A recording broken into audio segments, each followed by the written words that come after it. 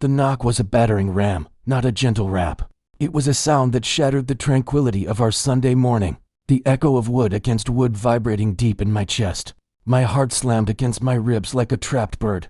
Who could that be? My wife, Sarah, asked, her voice a calm counterpoint to my rising dread. We'd just settled in with our coffee, the air thick with the sweet smell of freshly baked scones, a scent now soured by the impending sense of doom.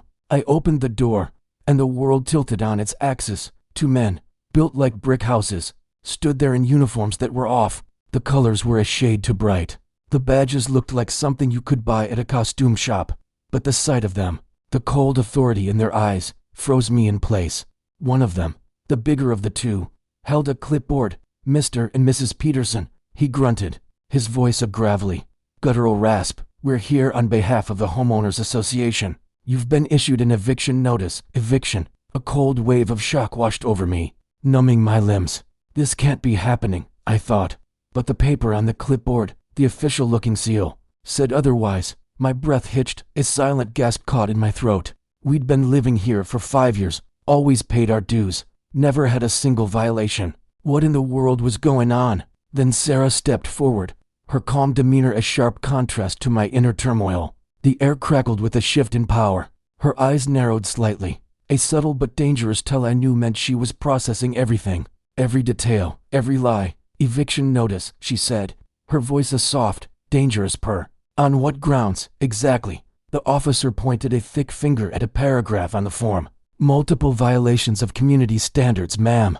Unkempt lawn, unauthorized exterior paint, failure to comply with warnings.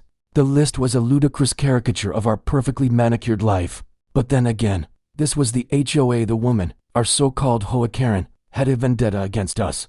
I felt the heat rising in my cheeks, a blush of indignation. How could she do this? My mind raced. But Sarah's was already 5 steps ahead.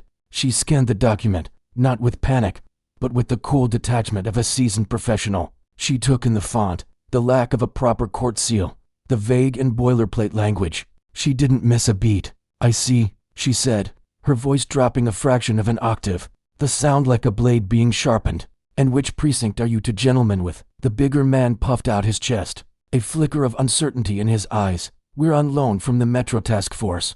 Special assignment. A lie. I knew it. A blatant, desperate lie. But it was Sarah who put the final nail in the coffin of their flimsy charade. She reached into her pocket, pulled out her phone, and with a few deft taps, held it to her ear. This is Sarah Peterson, she stated, her voice crisp and authoritative. I need to speak with the head of the Special Task Force at Metro PD. I believe two individuals are impersonating officers and attempting to serve a fraudulent eviction notice at my residence.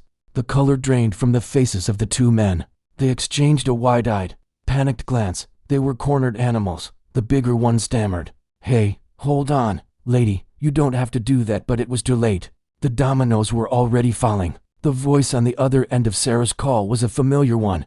It was Captain Miller, a man Sarah had worked with on a number of high-profile cases. "Sarah, what on earth is going on?" he asked. She calmly and professionally explained the situation, and the look of sheer, gut-wrenching terror on the faces of the two fake officers was a moment I will cherish forever. "I'm a federal prosecutor, Captain," she said, her eyes never leaving the two men. "And these two clowns are about to learn a very expensive lesson about federal law." The jig was up. They weren't just in trouble with the HOA. They were in trouble with the entire legal system, a beast far more terrifying than any petty power-tripping HOA president. I felt a surge of pride so intense it almost made me dizzy. My wife, my beautiful, brilliant wife, was a force of nature. She was my hero. Just as the two men started backing away, mumbling apologies and excuses, a black SUV pulled up to the curb, a familiar figure stepping out. It was Brenda, our HOA president, the very woman whose vindictive gaze had haunted us for months, the source of every anonymous complaint, every petty rule enforcement. Her face was a mask of smug satisfaction, a sneer plastered on her lips. She had come to watch us fall. She took one look at the panicked officers, then saw Sarah, phone still in hand, her face a picture of cool, controlled fury. Brenda's smile faltered. The reality of the situation dawned on her, a slow, agonizing realization. She had sent criminals to our door, and our doors were protected by the law itself. "Brenda," Sarah said, her voice echoing the finality of a judge's verdict, Are you prepared to face charges of conspiracy, impersonation of a police officer, and attempted criminal trespass? The words hung in the air, heavy and sharp. Brenda's smug expression crumpled, her face contorting into a grotesque mask of disbelief and rage. "This is a misunderstanding. I was just trying to enforce the rules," she shrieked, her voice cracking. But her words were hollow, the empty pleas of a cornered coward. The real police sirens wailed in the distance, a hauntingly beautiful sound to my ears. When the real officers, in their crisp, legitimate uniforms, arrived, they didn't need much explanation. The two fake cops were already in a state of nervous collapse, fumbling for their non-existent IDs. Sarah handed the phone to the police captain, who gave a nod of understanding. He turned to Brenda, his expression unreadable. "Ma'am, you have the right to remain silent." The words were like a physical blow, and Brenda's jaw went slack. The once mighty HOA queen was reduced to a sniveling wreck, her carefully constructed world of petty power dissolving into a pile of criminal charges. The sight of her being led away in handcuffs was a moment of pure, unadulterated justice.